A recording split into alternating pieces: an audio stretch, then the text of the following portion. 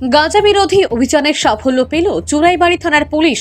চুরাইবাড়ি থানার ওসি খোকন সাহার কাছে গোপন সূত্রে খবর আসে বিকাল ৩টা নাগাদ চুরাইবাড়ি থানাধীন গোবিন্দপুর হয়ে কদমতলা থানাধীন বাঘনের দিকে একটি গাঁজা বোঝাই গাড়ি বহিরাজ্যের উদ্দেশ্যে পাড়ি দেবে। এই খবরের ভিত্তিতে ওসি দলবল নিয়ে গোবিন্দপুর এলাকা থেকে 4 চাকা বিশিষ্ট TR02L 1845 নম্বরের মালবাহী গাড়ি আটক করে পুলিশ। পরবর্তীতে গাড়িটিতে তল্লাশি চালিয়ে প্যাকেটে 150 কেজি গাঁজা উদ্ধার করতে সক্ষম হয়েছে পুলিশ। সাথে আটক করা হয় দুজনকে। তারা হলেন যথাক্রমে অভিজিৎ সরকার বাড়ি চারিপাড়া, এডিনগর ও সোনুকুমার বাড়ি বিহার রাজ্যের বৈশালী জেলায়।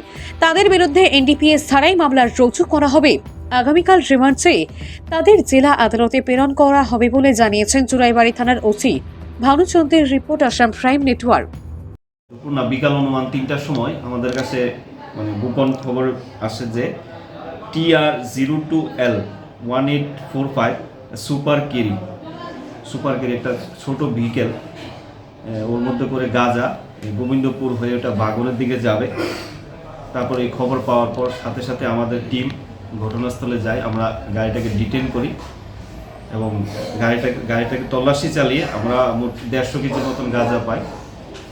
গাড়িতে ছিল 2 জন, আমরা 2 জনকে অ্যারেস্ট করি। একজনের নাম অভিজিৎ সরকার, এর বাড়ি চারিপাড়া, এডিনগর। আরেকজনের নাম সোনু কুমার, ওর বাড়ি বৈশালী বিহার। 2 জনকে আমরা আটক করি, গাড়িটাও আটক করি।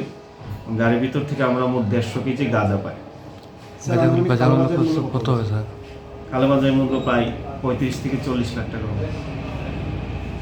তাদের বিরুদ্ধে আমরা NDPS ধারায় এখন মামলা রেজিস্টার করা হচ্ছে। আগামীকাল তাদেরকে আমরা কোর্টে চালান করব এবং ওদেরকে রিমান্ডও যাবো। আমরা রিমান্ডে এনে আমরা ওদের জিজ্ঞাসাবাদ চলবে, ওদের সাথে আরও কে কে জড়িত আছে ওটা উঠে আসবে। বিভিন্ন সময় বিভিন্ন যাতে পুলিশকে ফাঁকি দিয়ে করতে পারে এই চেষ্টা চালায়। পুলিশও যথাযথ খবর রাখছে কোথা দিয়ে গাঁজা যাচ্ছে, কী করছে। আমরা আগামী দিনেও এই সাফল্যতা ধরে রাখতে পারবো, এটাই আশা।